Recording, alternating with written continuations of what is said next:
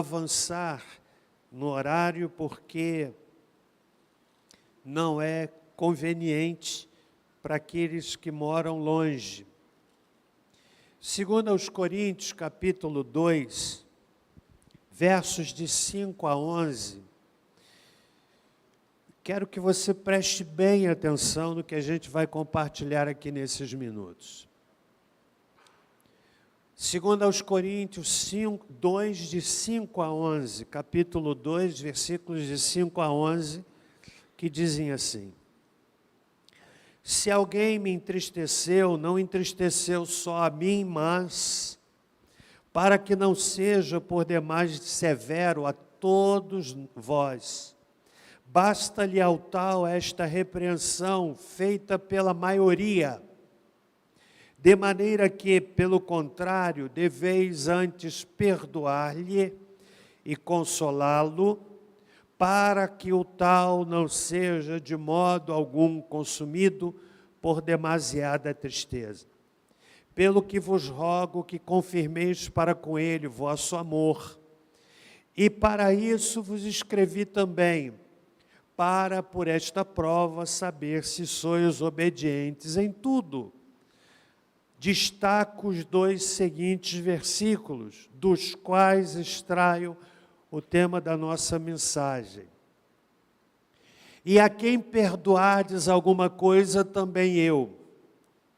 E o que eu perdoei, se é que tenho perdoado, por amor de vós o fiz na presença de Cristo, para que não sejamos vencidos por Satanás, pois não ignoramos os seus ardis. Uma pergunta: você conhece as intenções do inimigo? Senhor Deus, abre a nossa mente e concede ao teu servo graça, neste momento em que vamos compartilhar a tua palavra. Em nome de Jesus. Amém. O apóstolo Paulo diz: e a quem perdoei, se é que tenho perdoado, por amor de vós o fiz, na presença de Cristo, para que não sejamos vencidos por Satanás, pois não ignoramos as suas intenções ou seus ardis. A guerra é fundamentada em dois elementos: tática e estratégia. É como um jogo de xadrez. Todos os movimentos devem ser pensados. Não basta segurar um fuzil, uma espada e atacar o inimigo com toda a força, mas sim o embate com inteligência. Saber onde está pisando, informações do lugar onde a guerra está sendo travada, conhecer as suas tropas, conhecer a si mesmo, conhecer o terreno, conhecer o clima, conhecer todas as partes envolvidas, entender como dissuadir, influenciar, mas também conhecer as intenções e a mente do inimigo, são elementos indispensáveis para uma guerra que pretenda lograr êxito. A guerra é um jogo em que ganha aquele que sabe jogar com as peças certas, na hora certa, da forma certa, em uma situação específica. As histórias milenares da arte da guerra apontam para pelo menos 7 das melhores estratégias de guerra usadas ao longo da história. Vou citar algumas delas e me deter em uma delas que tem a ver com o texto. Estratégia, por exemplo, do movimento de pinça, que basicamente se trata de uma formação em V, onde o exército inimigo fica preso no fundo da formação. Essa tática reduz a mobilidade do inimigo e causa o caos e o descontrole. Segundo lugar, uma outra tática chamada pontos de estrangulamento. Essa tática foi usada num dos episódios épicos, que inclusive se tornou em filme, você já deve ter visto, os 300, quando o rei Leônidas, espartano, entra no embate com o rei Xerxes, persa, e aqueles 300 homens, num terreno no qual 300 conseguiam ter mobilidade. E embora o exército de Xerxes fosse muito maior, eles tiveram as suas ações limitadas num campo de batalha, naquilo que é chamado ponto de estrangulamento. E a história nos dá conta de que, embora em maior número, os soldados persas perderam. Há uma segunda forma, uma terceira tática de guerra chamada simulação ou distração. Aconteceu na Segunda Guerra Mundial, quando os aliados simularam uma invasão, e pasmem, com tanques e jipes infláveis.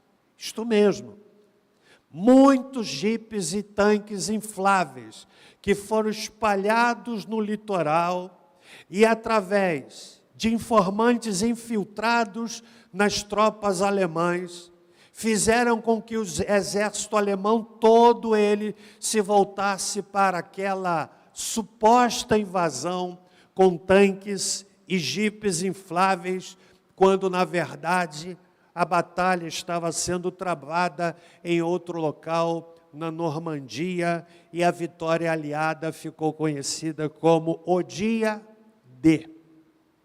Tática de guerra.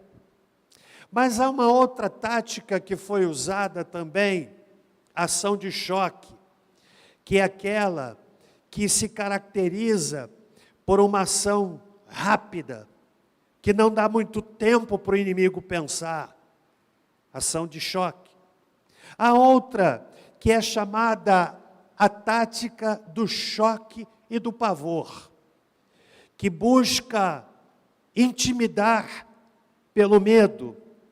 Na história da humanidade, nós já vimos situações assim. Por exemplo, na Segunda Guerra Mundial, quando Hiroshima e Nagasaki foram devastadas, depois do ataque a Pearl Harbor, e aquelas duas bombas atômicas que caíram e devastaram, e geraram medo, geraram pavor, e ali os americanos venceram a guerra porque usaram de uma tática chamada do choque e do pavor.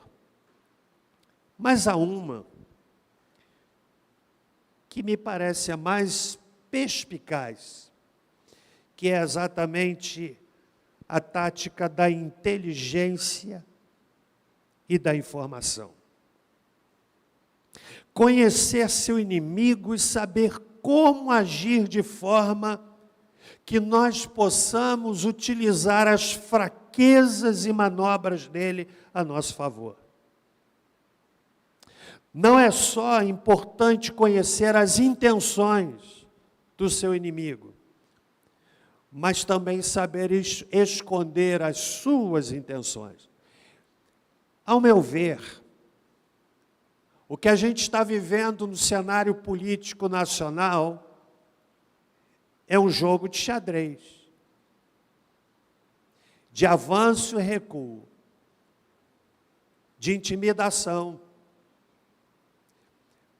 de inteligência. E isso tem a ver com o texto bíblico. Paulo está dizendo, escrevendo à igreja de Corinto, que nós não podemos ignorar os ardis do inimigo. A palavra que aparece aqui traduzida como ardil, em uma outra tradução, intenção, significa percepção, propósito, intelecto, disposição, mente, pensamento. Paulo está dizendo, não ignoramos a mente do inimigo. Mas há uma pergunta aqui pertinente. Você conhece as intenções do inimigo? Não conhecer as intenções do inimigo pode nos colocar na condição de cooperarmos com a mente do inimigo. Por isso é importante conhecê-la. E é sobre isso que eu quero tratar rapidamente nessa manhã. O apóstolo Paulo está tratando aqui de uma questão disciplinar na igreja de Corinto. Talvez alguém que lhe tenha feito muito mal, que lhe tenha prejudicado muito, que inclusive sofreu uma severa disciplina da comunidade, porque disciplina encontra respaldo bíblico. Às vezes nós vemos disciplina como algo que, como é que pode, a comunidade de amor, mas se você ler Paulo escrevendo aos Coríntios, em alguns momentos ele diz assim, aquele que dizendo se irmão for devasso, nem sequer com ele comais. Disciplina, por causa do contágio, da contaminação.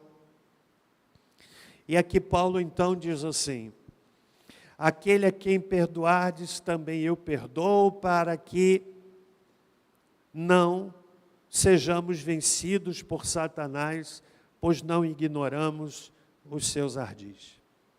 Estão comigo até aqui? E eu quero rapidamente, talvez eu só consiga citar os itens da minha pregação nessa manhã. Mas não há perda, porque a homenagem é justa e educativa para a igreja. Quando a igreja homenageia pastor e a família pastoral, ela está ensinando respeito ao pastor no ambiente de absurdo desrespeito ao ministério pastoral. Então é educativo, é doutrinário. Você que está me ouvindo, a igreja está sendo doutrinada hoje de forma espontânea, porque eu não combinei com eles. Não pedi, falem isso, falem aquilo. Muito obrigado, foi espontâneo. A igreja está sendo instruída, sim ou não? Não é verdade? Então não há perda. Eu quero destacar nessa manhã, pelo menos 4, eu vou ter que falar muito rápido, pelo menos 4 estratégias, 4 propósitos. Ou seja, eu quero lhe convidar a partir da Bíblia a perceber a mente do inimigo. Nós vamos denunciar a mente do inimigo, para que não sejamos vencidos por Satanás. Primeiro lugar, primeira estratégia do inimigo, fazer-nos crer na mentira. João capítulo 8, verso 44, 43 e 44. Eu leio o texto bíblico que diz assim, pode colocar aí, irmão, por gentileza? Por que não entendeis a minha linguagem? Por não poderdes ouvir a minha palavra. Vós tendes por pai ao diabo. É Jesus que está falando isso. E quereis satisfazer os desejos de vosso pai. Ele foi homicida desde o princípio, e não se firmou na verdade, porque não há verdade nele. Agora preste bem atenção no que a Bíblia diz. Quando ele profere mentira, fala do que lhe é próprio, porque é mentiroso e pai da mentira. A estratégia do inimigo nesse sentido, irmãos, é nos levar a crer em mentiras acerca de Deus, de nós mesmos, da Bíblia, da eternidade, da perdição. E há muitos que, pelo desconhecimento da palavra de Deus, estão simplesmente materializando a mente satânica. Então, essa é a primeira estratégia. Fazer-nos crer na mentira. Como eu gostaria de ter 1 hora para pregar. Segundo lugar, a segunda estratégia do inimigo é disseminar a rebeldia. Você sabia que rebeldia é um dos piores pecados? A gente instrui a pessoa para fazer isso e ela faz o oposto. E às vezes minimiza a sua rebeldia dizendo, eu tomei a liberdade. Mas se a orientação é clara, não cabe tomar a liberdade para fazer diferente. Rebeldia é não se submeter. Há pessoas que estão materializando a mente satânica porque são rebeldes. É um indivíduo arrogante, não sabe obedecer. E eu vejo que está no primeiro livro de Samuel, capítulo 15, que de forma muito clara diz o seguinte, olha o que diz o texto, capítulo 1, Samuel, capítulo 15, versos 22 e 23, a palavra diz assim, porém, Samuel respondeu, tem o Senhor tanto prazer em holocaustos e sacrifícios, como em que se obedeça a sua palavra. Obedecer é melhor do que sacrificar, e atender melhor é do que a gordura de carneiros. Agora preste bem atenção, 1 Samuel, capítulo 15, versículo 23, pois a rebelião é como o pecado de feitiçaria. Você sabia que o crente pode ser feiticeiro? Como? Quando ele se torna o quê? Rebelde. Você conhece alguém rebelde? Ninguém conhece. Rebelde. Diz mais, portanto, rejeitaste a palavra do Senhor, Ele também te rejeitou para que não sejas rei. Saul perdeu o trono por causa da rebeldia, fez o que não lhe competia, prestar sacrifício. Rebeldia está na mente satânica. Quando o crente se torna rebelde, ele não só não está ignorando a mente satânica, como a está executando. Entende? Você observou o que é que o apóstolo Paulo disse na segunda carta? Não ignoramos as suas maquinações. Meu irmão, querido, nós estamos lidando uma batalha espiritual. É que a gente não vê o mundo espiritual. Mas há uma mente satânica que não descansa, ainda mais em que se aproxima o seu fim. Ele está furioso, está espumando de ódio contra o povo de Deus, contra a igreja de Cristo. Terceiro lugar, Terceira estratégia do inimigo: semear a discórdia entre os irmãos. Há uma pergunta que eu sempre faço aos líderes desta igreja quando nos reunimos, aos diáconos, às comissões, sempre que me reúno, há uma pergunta que eu faço já por muitos anos para eles. Qual é a pergunta que eu faço para os irmãos? Você já me ouviu fazer essa pergunta? Quem é que já ouviu? A igreja está em paz? Olha para mim aqui, irmão.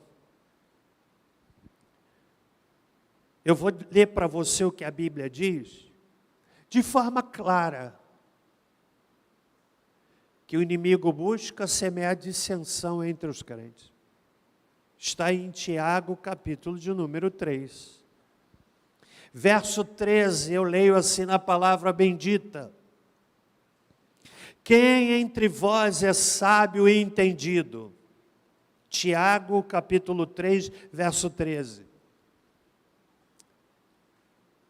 Mostre pelo seu bom trato as suas obras em mansidão de sabedoria. Mas, se tendes amarga inveja, às vezes a gente não pode contar uma bênção para o irmão porque ele sorri dizendo, oh, que coisa boa, mas ele começa a ter inveja. Inveja. O testemunho do Vitor é para inspirar. Para dizer assim, se ele conseguiu, eu também posso conseguir. Não vem de família rica. A menos que Samuel e Luciene sejam ricos, eu não sei. Oi? Só de bênção. Não vem de família rica. Mas tem gente que fica com inveja. Você conta, você vai mostrar a sua casa. Ele diz, oh, que coisa maravilhosa. Ah, também? Invejoso. Lá no Rio tem, aqui em Barra do Piraí não tem não. Mas se tendes amarga inveja, sentimento faccioso, sabe o que é isso? De divisão, de grupinho. Irmãos, grupinho na igreja é satânico. Não vos glorieis e não mintais contra a verdade. Agora olha o que diz o verso seguinte. Essa não é sabedoria que vem do alto, mas é o quê? Animal e diabólico. Por isso eu pergunto sempre, a igreja está em paz?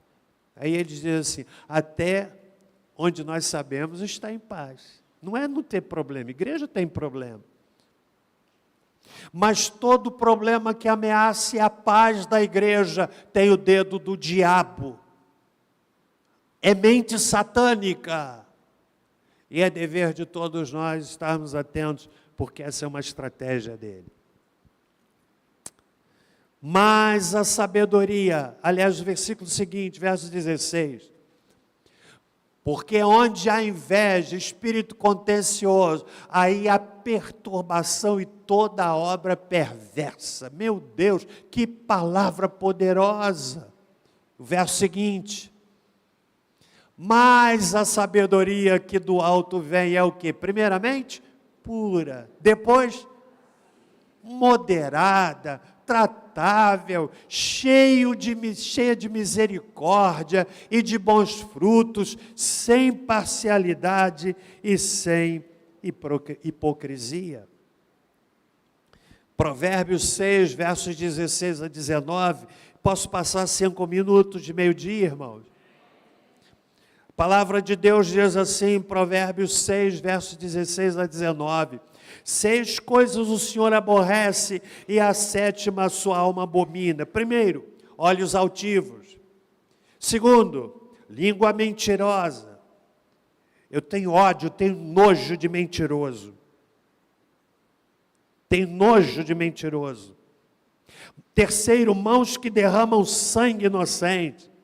coração que trama projetos iníquos, pés que se apressam a correr para o mal, e testemunha falsa que profere mentiras, e o que semeia contenda entre irmãos. Gente que joga um contra o outro. Leve e traz. Não é pacificador, mas é um linguarudo. Que quando morrer, vai precisar de 5 cajões. Um para ele e 4 para a língua. Você sabe o que é que John MacArthur diz, comentando o texto de 2 Coríntios, capítulo 2? John MacArthur, escritor celebrado, com muitos livros, ele diz assim, abre aspas, o diabo quer produzir o pecado e a animosidade que destruirá a unidade da igreja. Ele faz uso de todo tipo de abordagem possível para conseguir isso. Do legalismo à libertinagem, da intolerância ao excesso de tolerância.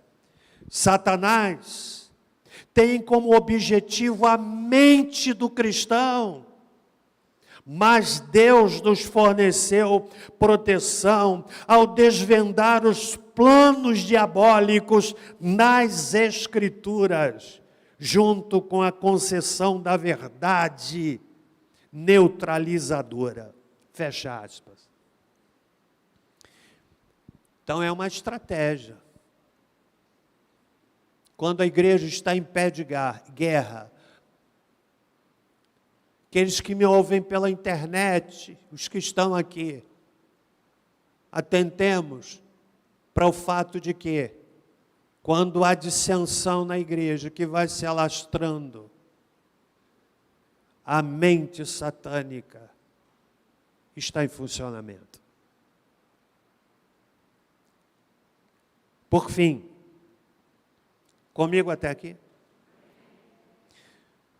Você observou que o apóstolo Paulo, venha comigo outra vez, segunda carta de Paulo aos Coríntios, ele diz assim, não ignoramos as suas maquinações, mas tem muito crente que ignora, não conhece.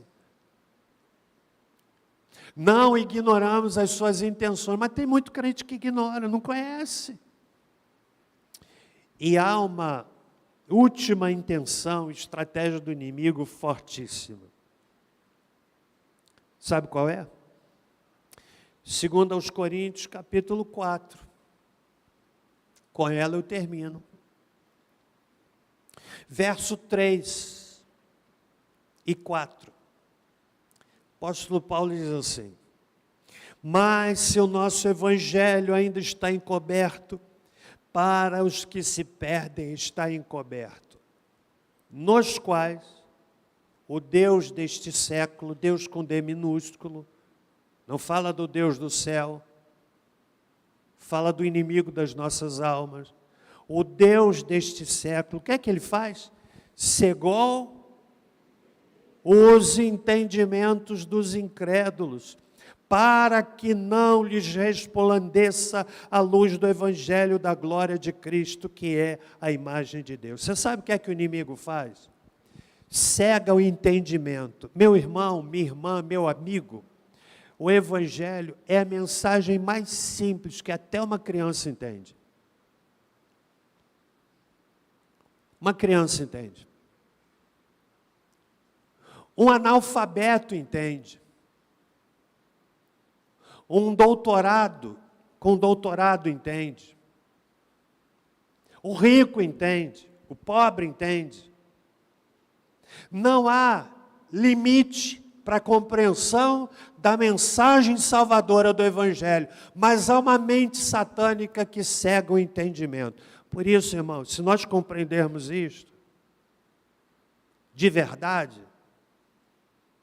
quando a palavra de Deus estiver sendo pregada, os crentes deveriam estar orando, dizendo, Senhor, abre o entendimento das pessoas. Há pessoas que têm ouvido a palavra de Deus já por tanto tempo, Mas a mente está bloqueada, porque a mente satânica está agindo, o Deus deste século cegando o entendimento. Está denunciado, está avisado. E quando nós conhecemos o alerta, nos preparamos. Compreende? E aí eu volto à pergunta que dá título à nossa reflexão dessa manhã. Você conhece a mente do inimigo? Você não tem o direito de não conhecer, porque está revelado na palavra. Que Deus tenha misericórdia de nós. Vamos ficar em pé, irmãos.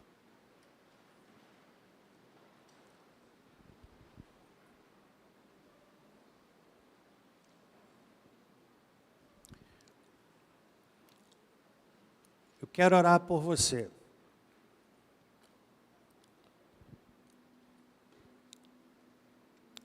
Talvez você esteja sendo enredado pelo inimigo.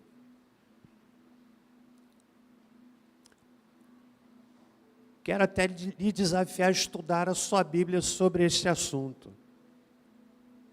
Eu não creio que o crente possa ficar possuído, mas ele pode ficar oprimido. Você sabe o que é que Paulo diz, escrevendo aos Efésios, capítulo 4?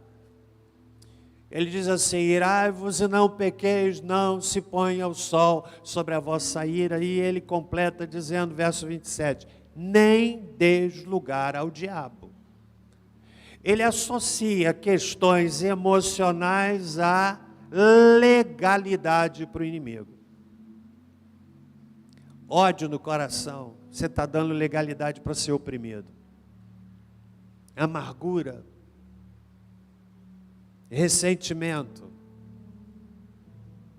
Você sabia que o propósito do inimigo é fazer o seu ressentimento, a sua amargura ficar viva? Ele sopra para que aquilo fique sempre vivo. O indivíduo não cura, não cura. E começa a desenvolver um prazer mórbido, preste bem atenção, de sentir coisas que lhe fazem mal. Ele não tem noção de que é uma mente satânica. E em nome de Jesus, nesta manhã, eu estou aqui para denunciar, à luz da palavra bendita, para que você seja liberto. Liberto. Não ignoramos as suas maquinações. Talvez, irmão, você esteja sendo enredado e o Espírito Santo está usando a palavra para quebrar isso.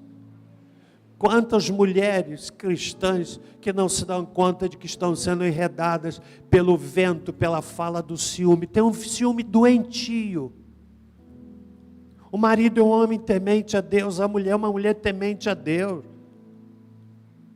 Mas na mente do marido ou da esposa, há uma mente satânica empurrando e dizendo, duvide, suspeite, e ele vê sombra, ele vê monstro onde não tem, e o casamento vai apodrecendo, porque a mente satânica está agindo. Precisa ser liberto. Está entendendo? Se nessa manhã Deus falou ao seu coração de alguma forma, quero orar por você, eu quero lhe convidar a dar um passo de coragem. Venha aqui à frente em nome de Jesus. Venha à frente em nome de Jesus. Qual é o louvor que a gente vai cantar, irmãos? Venha à frente. Eu estou convicto de que essa palavra foi de Deus. Vença o orgulho e venha à frente. Ninguém vai ficar olhando para você, julgando você. Venha à frente. Pastor, o Espírito Santo está abrindo a minha mente, está me mostrando que é uma mente satânica agindo na minha mente. Eu não quero mais isso. Eu não quero mais isso. Vamos cantar, irmãos, eu vou orar encerrando o culto. Há poder sim em teu nome, Jesus. Há poder sim em teu nome, Jesus. Há poder sim em teu nome, Jesus. Saia e vem em nome de Jesus. Quebrar o mal, quebrar o mal, quebrar o mal. Para quebrar o mal, quebrar o mal. Cheguem mais à frente, por favor. Cheguem mais à frente. Venha corajosamente, dizendo: eu não quero a mente satânica atuando na minha mente. Vem em nome de Jesus, trazendo culpa, criando um vitimismo. O indivíduo passa a se ver de uma forma que Deus não vê. Mente satânica. Há quantas pessoas que estão presas à mente satânica, que se manifesta através da pornografia. Precisa ser liberto em nome de Jesus. Venha em nome de Jesus. Há poder sim em teu nome, Jesus. Tirou tudo aqui, irmão. Há poder sim em teu nome, Jesus. Há poder sim em teu nome, Jesus. Diga. Pra quebrar o mal, quebrar o mal, quebrar o mal. Aleluia. Pra quebrar o mal, quebrar o mal, quebrar o mal.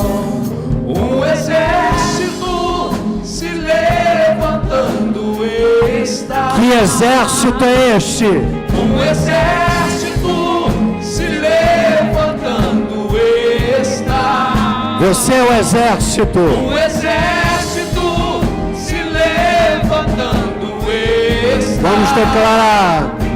Pra quebrar o mal, quebrar o mal, quebrar o mal. Pra quebrar o mal, quebrar o mal, quebrar o mal.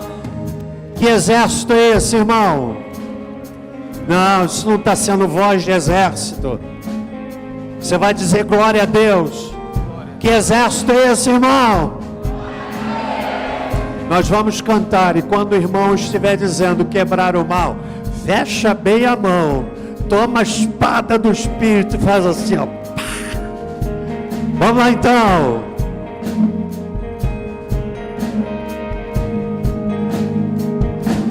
Há poder sim em teu nome, Jesus. Há poder sim em teu nome, Jesus. Há poder sim em teu nome, Jesus. Prepara firme. Pra quebrar o mal, quebrar o mal, quebrar o mal.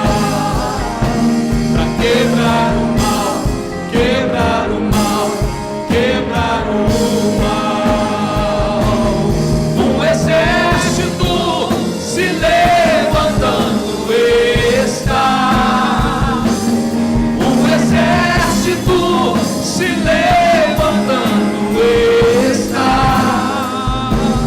Um exército se levantando está. Diga. Pra quebrar o mal, quebrar o mal, quebrar o mal. Pra quebrar o mal, quebrar o mal, quebrar o mal. Glória a Deus.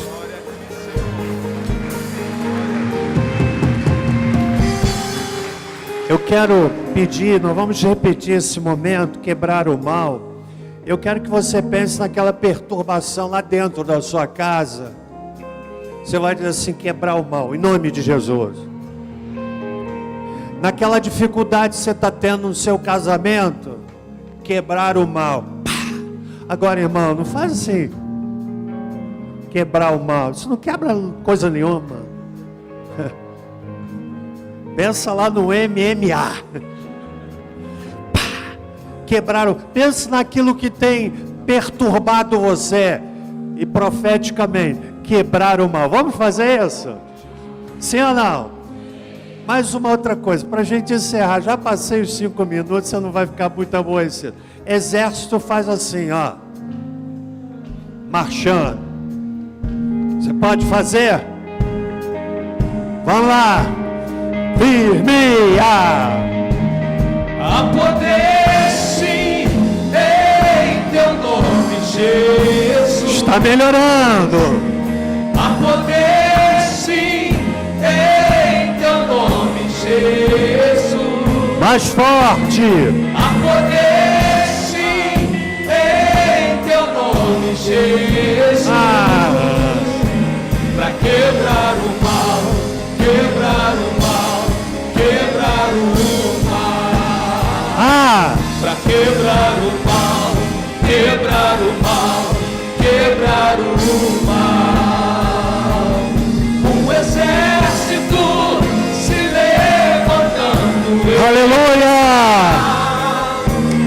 Um exército se levantando está. Um exército se levantando está. Para quebrar o mal, quebrar o mal, quebrar o mal.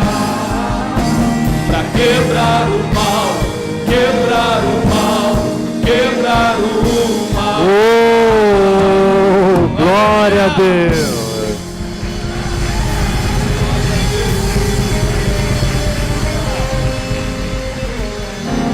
Aquele mal lá dentro da sua casa está tentando, o diabo está tentando destruir muitas famílias. Acorda, irmão. Acorda. Mente satânica que está sendo denunciada nesta manhã, em nome de Jesus. Aleluia. Obrigado, Senhor, pela experiência de culto dessa manhã. Que o amor de Deus, o nosso Pai, graça salvadora de Jesus Cristo, a doce consolação do Espírito Santo, repousem sobre nós. Esses irmãos e irmãs que vieram à frente, sejam fortalecidos, sejam renovados, sejam envolvidos por Tua graça, sejam, Pai, empoderados pelo Espírito Santo do Senhor, e saiamos todos daqui como um exército marchando debaixo do comando do nosso comandante em chefe, o Senhor Jesus Cristo, agora e sempre. Amém e amém. Deus abençoe. Vai em paz.